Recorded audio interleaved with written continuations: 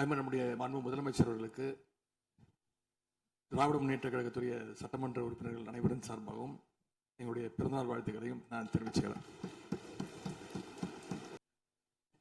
திரைப்படங்கள்ல தான் பாத்தீங்கன்னா ஒரே பாட்டுல ஏழையா இருக்கிறவன் ஒரே பாட்டுல 5 நிமிஷத்துல 4 நிமிஷத்துல பெரிய பணக்காரன் ஆயிடுவான். ஆனா அது மாதிரி நிஜத்துல ஒரு மாச ஆட்சியில தமிழ்நாடு மாதிரியான மிகப்பெரிய மாநிலத்தை அந்த அளவுக்குலாம் வளர்த்த முடியாது. இந்த சாதனைகள் எல்லாம் யார் ஆட்சி காலத்தில் நடந்துச்சுன்னு மக்களுக்கும் தெரியும், மக்களும் பார்த்துக்கிட்டு இருக்காங்க, முதலமைச்சருக்கும் தெரியும். சும்மா சொல்லக்கூடாது. நம்முடைய முதலமைச்சர் அவர்கள் ஆட்சிக்கு வந்த ஒரே மாசத்துல தமிழ்நாட்டிலேயே தன்னுடைய பெரம்பூர் தொகுதியை நம்பர் 1 தொகுதியாக மாத்தி காட்டிட்டார். எதுல நம்பர் 1 பாத்தீங்கன்னா, இன்னைக்கு தமிழ்நாட்டிலேயே மின்வெட்டுல நம்பர் 1 தொகுதி பெரம்பூர் தொகுதி தான். அதுவும் ஆளுங்கட்சிக்காரங்க என்ன தெரியுமா பேசிக்கிட்டு இருக்காங்க, அண்ணன் பவருக்கு வந்தா தமிழ்நாடு மாறும்னு பார்த்தோம், ஆனா அண்ணன் கைக்கு பவர் வந்த நாள்ல இருந்து தமிழ்நாட்டுக்கே பவர் போயிடுச்சு அப்படின்னு இன்னைக்கு ஆளுங்கட்சிக்காரர்கள் பேசிட்டு இருக்கிறாங்க. நம்முடைய மின்சாரத்துறை அமைச்சர் 2 நாட்கள் பொறுமையா இருங்க, 2 நாட்கள் பொறுமையா இருங்கன்னு சொல்லும் போது எனக்கு அடுத்த 2 நாட்களுக்கு தமிழ்நாட்டில் மின்சாரம் இருக்குமா இல்லையா, இல்ல நாங்க எல்லாமே பொறுமையா இருக்கணும்னு அதை சிம்பாலிக்கா சொல்றாரா அப்படிங்கிற சந்தேகம் எனக்கு இருக்கு. இன்னைக்கு எங்க பார்த்தாலும் அறிவிக்கப்படாத ஒரு மின்வெட்டாக இருக்கு. குடும்பங்கள்லாம் குழந்தைங்களை கூப்பிட்டு சாலை மறியலில் ஈடுபட்டு இருக்கிறாங்க. சில நாட்களுக்கு முன்பு எங்களுடைய திராவிட முன்னேற்ற கழகத்தின் சார்பாக ஒரு பொதுக்கூட்டம் அம்பத்தூர்ல ஒரு பொதுக்கூட்டம் ஏற்பாடு பண்ணியிருந்தோம். அங்க எங்களுடைய முன்னாள் அமைச்சர், இப்போ சட்டமன்ற உறுப்பினர் அண்ணன் தங்கம் தென்னரசு அவர்கள் சிறப்பு பேச்சாளராக போயிருந்தார். அவர் பேச ஆரம்பிச்சோடனே கரண்ட் கட் ஆயிடுச்சு. 30 நிமிஷம் வரைக்கும் காத்திருந்து நாங்க என்ன பண்ணிட்டோம், பொதுக்கூட்டத்தை அரசுக்கு எதிரான ஒரு ஆர்ப்பாட்டமா மாத்தி, கரண்டே வரல, ஆர்ப்பாட்டமா நடத்தி முடிச்சிட்டோம். அது மட்டும் இல்லை, இன்னைக்கு தமிழ்நாட்டில் பல்வேறு இடங்கள்ல, திருவண்ணாமலையில கிரிவல பாதையில மக்கள் போறப்போ தினசரி பவர் கட் பண்றாங்க. அவங்களுடைய பாதுகாப்பை இன்னைக்கு ஒரு மிகப்பெரிய ஒரு கேள்விக்குறியா ஆக்கி வச்சிருக்கு இந்த அரசு. செங்கல்பட்டு அருகே சூனாம்பேடுல கருப்பாயி அப்படிங்கிற 75 வயது மூதாட்டி, அவங்க உடம்பு சரியில்லை, வீட்டுல வெண்டிலேட்டர் சப்போர்ட்ல இருந்தப்போ பவர் கட் ஏற்பட்டு மூச்சு திணறி இறந்து போயிட்டாங்க. பவர் இல்லைன்னு தொகுதி எம்எல்ஏ போய் கேட்கலான்னு பார்த்தா எம்எல்ஏ யாருன்னு மக்களுக்கு தெரியல. நிறைய பேருக்கு இங்க இருக்கக்கூடிய எல்லாம், நான் தவறா சொல்ல, எல்லாமே புதுமுகங்கள். நமக்கே பாரு வெளில பார்க்கும்போது ஒரு எம்எல்ஏவா இல்லையா அப்படின்னு தெரியல, உள்ள வந்தா தான் தெரியுது. முன்னெல்லாம் புயல் மழை நேரத்துல ஸ்கூலுக்கு லீவ் விடுவாங்க. ஆனா இந்த ஆட்சி அமைஞ்ச பிறகுதான் முதல் முறையா கரண்ட் இல்லைன்னு ஸ்கூல்ஸ்க்கு லீவ் விட ஆரம்பிச்சிருக்காங்க. சென்னை, பெரம்பூர் மற்றும் வியாசர்பாடியில கடந்த ஜூன் 9ஆம் தேதி அன்னைக்கு 4 தனியார் பள்ளிகளுக்கு கரண்ட் இல்லைன்னு லீவ் விட்டாங்க. முன்னாடி மழை வரப்பெல்லாம் ஸ்கூல் பசங்க டிவி ஆன் பண்ணி இன்னைக்கு ஸ்கூல் இருக்கா இல்லையான்னு தெரிஞ்சுப்பாங்க. ஆனா இப்பெல்லாம் டிவி ஆன் பண்ண முடியலன்னு தெரிஞ்சுக்கிறாங்க, சரி இன்னைக்கு கரண்ட் இல்லை, இன்னைக்கு ஸ்கூல் லீவ் தான் அப்படின்னு. ஸோ ஒரு மிகப்பெரிய ஒரு அட்வான்ஸ் டெக்னாலஜி இந்த அரசு உருவாக்கி இருக்கு. எதிர்கட்சியான எங்க பொதுக்கூட்டத்துல தான் பவர் கட் ஆகுதோன்னு நான் கூட நினைச்சிட்டு இருந்தோம், வருத்தப்பட்டோம்.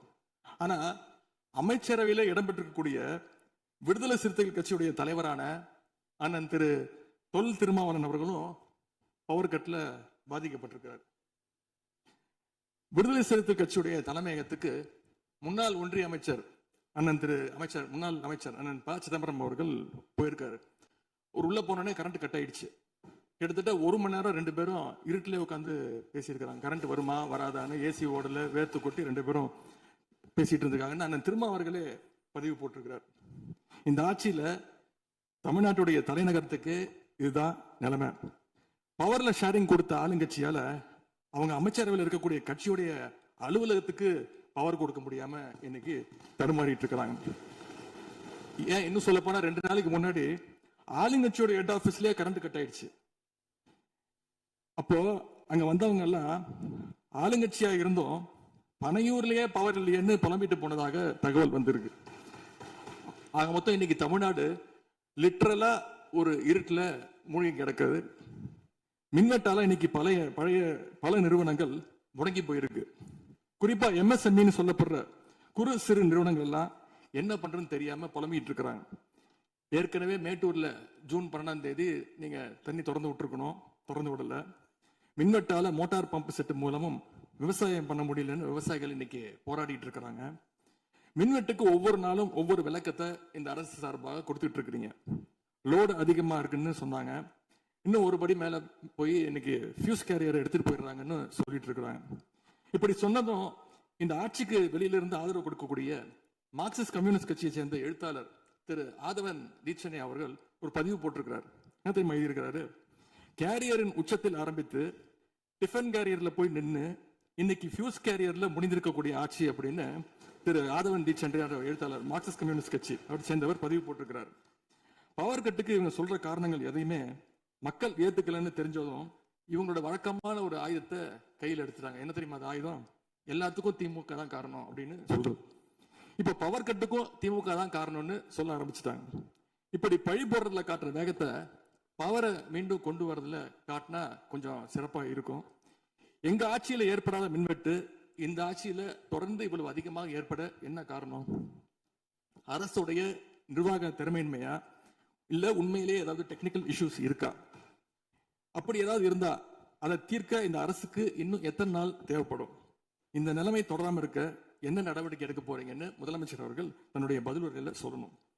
ஒரே ஒரு ஆறுதல், ஒரே ஒரு மகிழ்ச்சியான செய்தி என்னன்னா, ஆளுநர் உரையின் பொழுது சட்டமன்றத்தில் பவர் கட் ஆகல. அதுக்கு இந்த அரசை பாராட்டலாம்னு நான் நினைச்சேன். அப்படி நினைக்கும் போது பாத்தீங்கன்னா சட்டசபை நிகழ்ச்சியை லைவ்ல கட் பண்ணிட்டாங்க. இன்னைக்கு லைவ்ல வந்துட்டு இருக்கா அப்படின்னு எனக்கு தெரியல, கொடுத்திருக்கிறதா சொன்னாங்க. இன்னும் பேரவைத் தலைவர் அவர்கள் இன்னொரு முக்கியமான விஷயம், இந்த ஆட்சியில அரசு பள்ளிகள்ல நடக்கிற கூத்தெல்லாம் பார்க்கும்போது ரொம்ப அதிர்ச்சியாக இருக்கின்றது. முன் எப்போதும் இல்லாத வகையில அரசு பள்ளிகளுக்குள்ள சட்டமன்ற உறுப்பினர்கள் போறாங்க. தப்பில்ல, போகணும், ஆய்வுகள்லாம் செய்யணும். ஆனா பள்ளி மாணவர்கள் மத்தியில மோசமான கருத்துக்களை கொண்ட பாடல்களை எல்லாம் ஒளிபரப்பி எல்லாரும் டான்ஸ் ஆட சொல்றாங்க. முதலமைச்சரோட போட்டோ மாற்றுறதோ பாடல் போடுறதோ இங்க பிரச்சனை கிடையாது. ஆனா அவங்க என்ன பாட்டை மாணவர்கள் மத்தியில போடுறாங்க அப்படிங்கிறது தான் இங்க இருக்கக்கூடிய பிரச்சனை. மாணவர்களுக்கு தன்னம்பிக்கையும் ஊக்கமும் அளிக்கிற மாதிரியான கருத்தான பாடல்களை போட்டா பரவாயில்ல. ஆனா சினிமா படங்கள்ல வர குத்து பாடல்கள், தவறான அர்த்தம் கொண்ட பாடல்கள் எல்லாம் குழந்தைகள் மத்தியில ஒளிபரப்பி அதை ஏற்கவே முடியாது. எனவே முதலமைச்சர் தலையிட்டு உடனே இதை நிறுத்தணும்னு கேட்டுக்கொள்கின்றேன். அடுத்து மிக முக்கியமான ஒரு பிரச்சனையை இந்த அரசின் கவனத்துக்கு கொண்டு வர விரும்புகிறேன். இன்னைக்கு தமிழ்நாட்டுடைய சட்டம் ஒழுங்கு நிலைமை எப்படி இருக்குன்னு செய்திகளை பார்த்தா அவ்வளவு கொடூரமாக இருக்கிறது. ஒரு மாசத்துல 200க்கும் மேற்பட்ட பாலியல் குற்றங்கள் நடந்திருக்கு. அதுல 100க்கும் அதிகமான குற்றங்கள் சிறுமிகள் மீதான பாலியல் வன்கொடுமைகள். ஜனநாயக நடைமுறைக்கு எதிராக குழந்தைகளை பயன்படுத்தி பெரியவங்க கிட்ட வாக்கு கேட்டார் என்று இருக்கக்கூடிய முதலமைச்சர். ஆனா அவர் ஆட்சியில குழந்தைகளுக்கும் பாதுகாப்பு இல்ல, பெரியவங்களுக்கும் பாதுகாப்பு இல்லைங்கிற நிலைமை இன்னைக்கு நடந்துட்டு இருக்கு. இந்த புதிய அரசு ஆட்சிக்கு வந்த ஒரு சில நாட்கள்லயே கோயம்புத்தூர்ல 10 வயது பெண் குழந்தைய பாலியல் வன்கொடுமை செஞ்சு கொலை பண்ணி இருக்கிறாங்க. முக்கியமா தமிழ்நாட்டையே உலுக்கிய ஒரு கேஸ், கும்மிடிப்பூண்டியில ஒரு 3 வயது குழந்தை பாலியல் வன்கொடுமை செய்யப்பட்டு புதர்ல வீசப்பட்டு அதன் பின்பு அந்த குழந்தை இறந்தும் போயிடுச்சு. இந்த சம்பவத்துக்கு நீதி கேட்டு அங்க இருக்கக்கூடிய மக்கள்லாம் போராட்டத்துல இறங்கிட்டாங்க. கோயம்புத்தூர்லயும் சரி, கும்மிடிப்பூண்டிலையும் சரி, 2 சம்பவத்திலுமே மரணமடைஞ்ச குழந்தைகளுடைய உடலை பெற்றோர்கிட்ட முறையா கொடுக்காம வேற இடத்துல காவல்துறை மூலமாகவே அடக்கம் பண்ணிருக்கிறாங்க. இதையெல்லாம் பாக்குறப்போ நாம இன்னைக்கு தமிழ்நாட்டில் தான் இருக்கிறோமா, இல்ல உத்தரப்பிரதேசம், மத்திய பிரதேசம் மாதிரி வடநாட்டில் இருக்கோமான்னு எங்களுக்கு சந்தேகம் வருது. சிங்கப்பெண் படைன்னு ஒரு திட்டத்தை முதலமைச்சர் அவர்கள் தொடங்கினார். அந்த திட்டம் வந்த அடுத்த நாளே காவல்துறை சேர்ந்த ஒரு பொண்ணுக்கு 3 பேர் பாலியல் தொல்லை கொடுத்திருக்கிறாங்க. சென்னை மற்றும் சுற்றுப்புறங்கள்ல மட்டும் கடந்த ஜூன் 12ஆம் தேதி 24 மணி நேரத்துல 12 பாலியல் வன்கொடுமை கேசஸ் ரிப்போர்ட் ஆயிருக்கு. சிங்கப்பெண் படை குற்றவாளிகளை சேஸ் பண்ணுவாங்கன்னு பார்த்தா அவங்களும் கூட ரீல்ஸ் போட்டு போஸ்ட் பண்ணிட்டு இருக்காங்க. மன்னன் எவ்வழி மக்கள் அவ்வழின்னு சொல்லுவாங்க. அதை சிங்கப்பெண் படை ஃபாலோ பண்ணுதோன்னு மக்களுக்கு சந்தேகம் வந்துருச்சு. இந்த ஒரு மாசத்துல நடந்த குற்ற சம்பவங்களை எல்லாம் எடுத்து பார்த்தா பெரும்பாலான குற்றவாளிகள் ஆளுங்கட்சியை சேர்ந்தவங்களாவே இருக்கிறாங்க. இவங்க ஆட்சிக்கு வந்து தொகுதி வாரியா போய் நலத்திட்ட உதவிகள்லாம் செய்வாங்கன்னு பார்த்தா அவங்க கட்சிக்காரங்க தொகுதி வாரியா போய் பாலியல் வன்கொடுமையில ஈடுபட்டு இருக்கிறாங்க. அதே மாதிரி பேரவைத் தலைவர்களே, இந்த ஆட்சியில இன்னொரு பழக்கமும் புதுசா வந்திருக்கு. அதாவது எங்களுடைய திராவிட மாடல் ஆட்சியில நாங்க எடுத்த நடவடிக்கையால ஏதாவது நல்லது நடந்தா உடனே அதுக்கு ஸ்டிக்கர் ஒட்டிடுறாங்க. முதலமைச்சர் அவர்களே, மாண்பு பேரவைத் தலைவர் அவர்களே, நம்முடைய முதலமைச்சர் அவர்கள் 6 மாசம் டைம் எடுத்துட்டு வந்து சட்டம் ஒழுங்கை நிலைநாட்டுற வரைக்கும் நாங்க காத்துக்கிட்டு இருக்க முடியாது, நாடும் தாங்காது. இதை பத்தி கேள்வி எழுப்பினா கூட காவல்துறைக்கு பொறுப்பு வைக்கக்கூடிய முதலமைச்சர் எதுவும் பேச மாட்டேங்கிறார். To remain silent in the face of evil is itself evil அப்படின்னு ஒரு பழமொழி உண்டு. அது யாருக்கு பொருந்ததோ இல்லையோ இந்த அரசுக்கு சரியாக பொருந்தது. ஆகவே முதல் வேலையா சட்டம் ஒழுங்கை காப்பாற்றுறதுக்கு முக்கியத்துவம் கொடுத்து இந்த அரசு நடவடிக்கை எடுக்கணும்னு கேட்டுக்கொள்கிறேன்.